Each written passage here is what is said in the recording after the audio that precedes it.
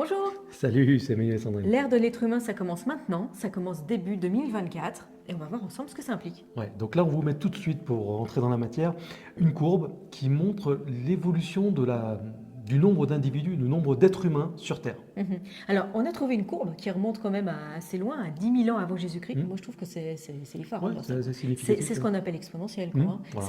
Ça part de zéro quasiment. Donc aujourd'hui, on est entre 7 et 8 milliards. Au début du siècle, au début du XXe siècle, on était aux alentours de 1 milliard.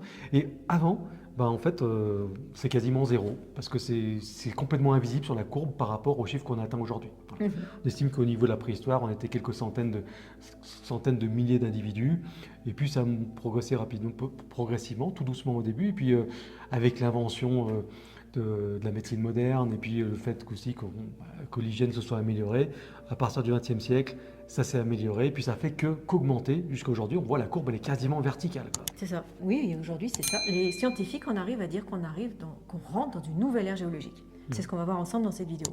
Alors, les hommes préhistoriques, justement, qu'est-ce qu'ils se faisaient quand ils étaient dans leur caverne et qu'ils étaient terrorisés? Ils disaient, je ne sais pas comment ça se passait dans leur tête exactement, mais ils disaient, il faut qu'on fasse quelque chose face à tous ces prédateurs qui nous terrorisent et qui nous mangent dès qu'on met un pied dehors. Ouais, parce qu'en fait, on peut imaginer, alors on n'a pas cette courbe, on pourrait la rechercher, d'ailleurs ce serait intéressant, ça sera peut-être le sujet d'une autre vidéo, mais on peut imaginer une courbe complètement symétrique qui montre la disparition des animaux sauvages. Ça serait intéressant, parce qu'on imagine bien que déjà, il suffit de revenir quelques années en arrière pour savoir qu'il y a quelques décennies en France, les êtres humains, les enfants se faisaient manger par des loups, les ours attaquaient le bétail, etc. Et quand on revient plusieurs siècles, plusieurs millénaires en arrière, on se doute bien qu'il y avait plus d'animaux sauvages que d'êtres humains. C'est ça. En ayant chassé les prédateurs, les êtres humains se sont développés, ils ont pu être plus nombreux, ils mouraient moins en se faisant manger par les tigres à dents de sabre, par les ours, les loups et autres pumas et jaguars. Et puis petit à petit, ils se sont dit, tiens, il faudrait qu'on arrive à mieux se nourrir. Donc ils ont commencé à élever du bétail pour se nourrir. Et puis en élevant du bétail, quelque part, ils sont devenus encore plus forts. Et puis ils se sont mis aussi à faire de l'agriculture, ils ont cultivé du végétal. Et petit à petit, comme ça, ils sont devenus de plus en plus nombreux. Et il y a des chercheurs israéliens qui se sont posé la question récemment, il y a quelques temps. Ils se sont dit, et si on pesait, c'est marrant de penser comme ça, mais ils se sont dit, et si on pesait tous les mammifères terrestres, que ce soit terrestres ou mammifères marins, tous les mammifères qui sont sur la Terre, on va les peser et on va les comparer. Et là, ils se sont rendus compte que l'être humain, tous les êtres humains sur Terre, c'est 400 millions de tonnes d'êtres humains. C'est-à-dire que si on pèse toute la barbaque d'êtres humains, c'est à peu près ça. C'est un peu bizarre. Je sais pas, on pourrait faire le calcul. D'ailleurs, si vous avez envie de le faire, faites-le et puis donnez-nous les résultats dans les commentaires. En gros, l'être humain moyen, je ne sais pas combien il pèse, 70 kg, 80 kg, on ne sait pas, multiplié par 8 milliards. Et puis il y a des enfants. Il y a des enfants, il y a des personnes qui sont plus grosses, plus petites, bref. Ils sont arrivés au résultat, 390 millions de tonnes d'êtres humains sur Terre. Donc aujourd'hui, on est peut-être à 400.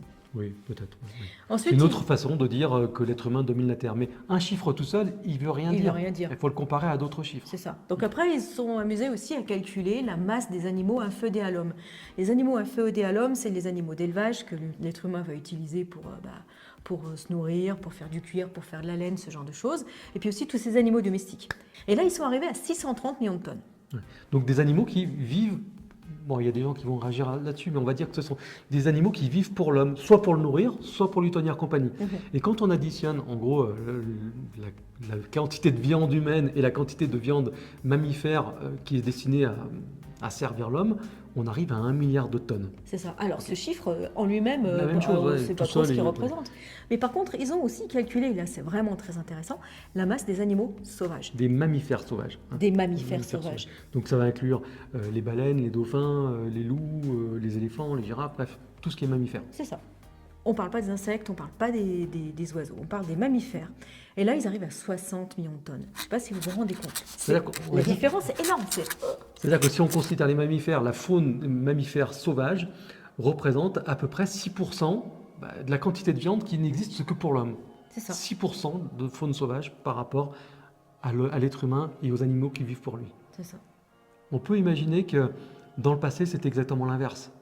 À l'époque parce qu'en fait, à l'époque de la préhistoire et au début de la civilisation, l'être humain, quelque part, a nettoyé son environnement parce qu'il y avait des animaux qui aujourd'hui n'existent pas, parce que c'était les monstres en fait. Les serpents géants, les loups géants, les ours géants, les lions, bref, tout un tas d'animaux qui ont disparu aujourd'hui et qui faisaient que l'être humain était en danger quand il sortait de sa caverne. C'est ça. Aujourd'hui, c'est l'inverse. En fait, c'est les animaux qui sont en danger. C'est ça. Alors, par rapport à ça, donc on a parlé des animaux qui sont inféodés à l'homme, mais il y a aussi tous les végétaux que l'homme cultive pour sa nourriture. Et là, qu'est-ce que ça a impliqué? Ça a impliqué l'utilisation d'engrais, l'utilisation de pesticides. Et puis aussi, l'être humain, quand il a évolué et que sa médecine a évolué, il s'est dit, voilà, il y a beaucoup de moustiques, il y a beaucoup d'insectes qui peuvent être dangereux pour la santé de l'homme. Et ils ont éradiqué tout ça en faisant des pulvérisations, même en épandant des villes ou des champs entiers, plus de moustiques, je ne sais pas si vous vous souvenez. Et là, quand on était jeune, il y a beaucoup plus de moustiques, beaucoup plus d'insectes. Et là, aujourd'hui, ils ont fait aussi une petite comparaison et ils se sont rendus compte que, et ça remonte juste à 30 ans, c'est la quantité d'insectes volants entre maintenant et il y a 30 ans dans le passé, c'est divisé par 4. 75% des insectes volants, des insectes, ont disparu. Et ça, on parle uniquement sur 30 ans. C'est-à-dire qu'on pense même pas à l'époque où on utilisait couramment de la DDT ou des produits comme ça extrêmement toxiques qui tuaient tout. Non, il y a 30 ans, la DDT était déjà interdite en Europe. Et pour autant, la faune, les insectes ont été divisés par 4. Si vous vous souvenez, quand vous preniez la voiture, nous on s'en souvient très très bien quand on était petit, ou même quand on était jeune, quand on a une vingtaine d'années. On faisait quelques heures de route comme ça dans la campagne et le pare ils étaient criblés. On utilisait l'essuie-glace pour enlever tous les cadavres, les traces de sang de moustiques, ce genre de choses. Ça, c'est fini, ça. Aujourd'hui, ça n'existe plus. C'est fini. Clairement. Nous, on est retombé sur une vieille vidéo de Spéléo où ça se passait dans la jungle. Les gars, quand c'était il y a de ça, 50, 60 ans, quand ils ouvraient leur gamelle pour manger, parce que là, ils étaient en haut du trou et avant de descendre, ils avaient des myriades d'insectes, ils étaient en Amazonie, des nuages d'insectes qui venaient manger dans leur gamelle. Ils avaient du mal à manger tellement il y en avait. Oui. Aujourd'hui, ça n'existe plus. Alors nous, on arrive à retrouver encore ce phénomène de pare-brise criblé ici au Costa Rica quand on va dans des endroits où il y a préservés, où il y a beaucoup d'insectes. Mais si on ne va pas dans ces endroits qui sont restés à l'état primaire, on l'a pas même au Costa Rica. Et en France, ça fait très très longtemps qu'on ne le connaît plus. Donc ça, c'est pas une blague. C'est pas quelque chose c'est quelque chose que tout le monde peut observer d'ailleurs. Mettez en commentaire ce que vous en pensez, mais nous, on l'a observé. Et ça, c'est uniquement lié au fait de l'homme. C'est l'action de l'homme sur son environnement qui a créé ces changements. Donc disparition des espèces animales sauvages, augmentation des espèces qui vivent pour lui, mais en fait, voilà, des moutons d'élevage, des cochons d'élevage, du bovin d'élevage, ça n'a rien à voir, ça ne fait pas partie de l'environnement naturel. Et puis, explosion du nombre d'êtres humains, d'individus. Ça impacte durablement et fortement l'environnement. Et qu'est-ce que ça implique? Ça implique que les scientifiques se sont posé la question, mais l'être humain est tellement important aujourd'hui sur Terre qu'on rentre dans une ère géologique propre à l'homme, c'est ce qu'ils appellent l'Anthropocène. Et d'après eux, d'après tous les critères qu'ils ont sélectionnés, on rentre début 2024 dans cette nouvelle ère géologique. Voilà, donc l'ère précédente, c'était l'Holocène qui a duré 12 000 ans à peu près. On considère que c'était la fin de l'ère glaciaire précédente, l'Holocène. Et l'Holocène est en train de se terminer maintenant pour rentrer dans l'Anthropocène. Et là, ils ont un repère, ils appellent ça le clou d'or. C'est ce qu'ils utilisent sur le terrain quand ils ont des grosses coupes de terrain comme ça et qu'on voit apparaître les différentes strates. Couches. Ils plantent un énorme clou en or. Enfin, j'imagine qu'il est plaqué en or en tout cas. Je ne sais pas en quoi il est, mais ils appellent ça le clou d'or. C'est comme une belle pièce qui plante comme ça dans les talus pour dire. C'est pour signifier le changement de strate. C'est maintenant qu'on change d'air. On change d'air. C'était une strate qui correspondait à une certaine ère géologique et là on change d'air. Et là donc ils se sont dit il faut savoir quand est-ce qu'on plante le pic. Et pour ça il faut fixer des critères. Alors d'où ça vient cette notion d'anthropocène? C'est un scientifique, c'est un climatologue qui s'appelle Paul Crutzen. Vous avez peut-être entendu parler de lui en 1995. C'est une pointure quand même. C'est une pointure. C'est un prix Nobel avec 2 autres chimistes. Il a eu un prix Nobel notamment pour ses recherches sur l'ozone, disparition, création d'ozone. Vous avez entendu parler de ça? Couche d'ozone, le trou dans la couche d'ozone, etc. C'était lui. Et donc il s'est dit, l'être humain est en train de changer vraiment de façon très importante et en profondeur son environnement, tant et si bien qu'on rentre dans une nouvelle ère géologique. Et donc, ils ont essayé de déterminer des critères pour dire il va falloir qu'à un moment donné, on dise ça y est, c'est maintenant. Et donc, ils ont trouvé des critères. Alors, il y avait la quantité de particules radioactives dans le sol, les quantités de microplastiques, la quantité de carbone, puisque vous savez qu'on brûle énormément d'hydrocarbures, ça dégage énormément de carbone, qu'on va retrouver dans les sédiments. Ça sera aussi la disparition de certaines espèces, la prolifération d'autres espèces. Et ils se sont dit, ça, ce sont tous nos critères. Le pic d'or dont on a parlé, ça va être notamment la quantité de plutonium dans le sol. Et d'ailleurs, ils se sont rendus compte qu'il y a eu une période, ce qui s'appelle la grande accélération, c'était 1950, fin de la Seconde Guerre mondiale, où il y a eu une accélération notamment de ces particules de plutonium. Pourquoi? Parce que l'être humain a fait beaucoup de tests nucléaires, que ce soit pour des centrales nucléaires, que ce soit pour de l'armement. Voilà. Alors bien sûr, il y a eu Hiroshima et Nagasaki avant, mais c'était juste 2 explosions. Ça n'a rien à voir avec... c'est pas du tout la même échelle avec les centaines et les centaines de tests qui ont été faits après, un peu partout sur Terre, quoi, dans les différents pays, que ce soit en Russie, que ce soit aux États-Unis, que ce soit la France dans le Pacifique. C'est à ce moment-là qu'il y a le plus de plutonium qui a été balancé dans la nature. Et cette grande accélération, ils se sont dit, bon, on va la rechercher. Bien sûr, après, il y a eu Tchernobyl, il y a eu Fukushima et tout ça. Ouais. Donc en fait, l'être humain... C'est pas que des bombes, c'est pas que des bombes. Non, c'est pas que des bombes, c'est pour dire que c'est pas que des bombes. Mais bon, le plutonium, pour eux, c'était un critère, c'était un indice. On va chercher le pic d'or quand vraiment la couche sédimentaire va dire, là, on change vraiment d'ère géologique. Et là, ils ont prélevé des carottes. Vous savez, les géologues prélèvent des carottes pour faire des tests. Et là, ils se sont dit, on cherche un phénomène mondial, on parle de géologie, on parle d'ère géologique. Donc l'idée, c'est pas d'aller chercher un phénomène local, je sais pas, à côté de Paris, où il y a des grosses usines depuis 200 ans, ou à côté de Londres, ou en Allemagne. Ils se sont dit, on va aller quelque part où c'est plus retiré, parce qu'on cherche un phénomène mondial qui ne soit pas un phénomène local, qui soit lié à la pollution locale, à l'industrie locale. Oui, et ils sont allés au Canada, dans un endroit assez reculé, au fond d'un lac. Voilà, c'est le lac Crawford au Canada. Et là, ils ont prélevé des carottes, ils ont prélevé une grande carotte.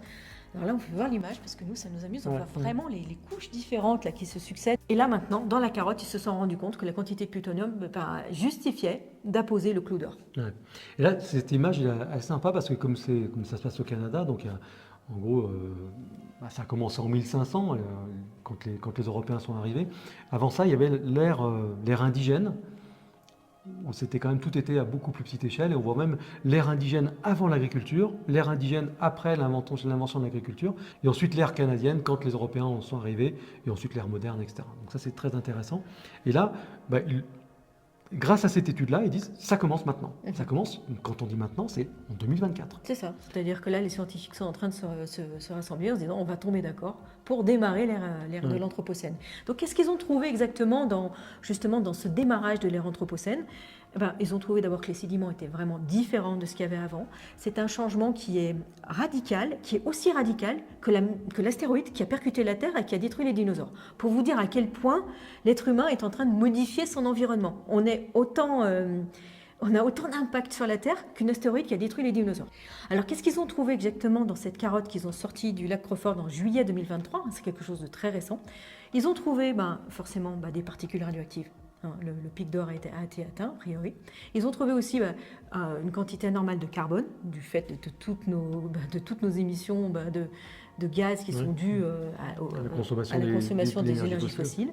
Ils ont trouvé aussi une diminution drastique des pollens d'ormes. Donc là, quand on parle de certaines espèces qui disparaissent, c'en est un. Et la prolifération de certaines algues. Et donc, en fait, l'activité de l'être humain dans ce lac-là provoquerait la prolifération d'algues. Donc, voilà ce qu'ils ont trouvé dans le lac Crawford et aujourd'hui, il y a consensus a priori pour qu'on démarre une nouvelle ère géologique. Alors, ça ne veut pas dire que cette ère va durer 12 000 ans. En tout cas, elle n'a aucune chance de s'arrêter demain parce que les effets de l'homme sur son environnement, que ce soit sur l'atmosphère ou sur les sols, vont durer. Même si l'homme devait disparaître l'année prochaine, ça mettrait, comme l'astéroïde, à modifier durablement l'environnement et ça a mis du temps ensuite à ce que tout retombe. C'est la même chose. On ne sait pas quelle sera l'épaisseur de cette couche, on ne sait pas combien de temps elle va durer, mais on sait qu'elle commence maintenant. C'est ça. Alors, aujourd'hui, on en est au début de l'Anthropocène. Ça démarre maintenant. Combien de temps ça va durer, comme tu dis, on ne sait pas. Mais par contre, moi, je pense que le plus important est à venir. C'est-à-dire que les plus gros changements, c'est demain. Et ça va rester inscrit dans les couches géologiques. Est-ce que dans longtemps... On en reparlera de ça. Ah oui, on en reparlera. On en reparlera dans une autre vidéo de ça. On se retrouve dans la prochaine vidéo. Allez, à bientôt. Bye. Salut.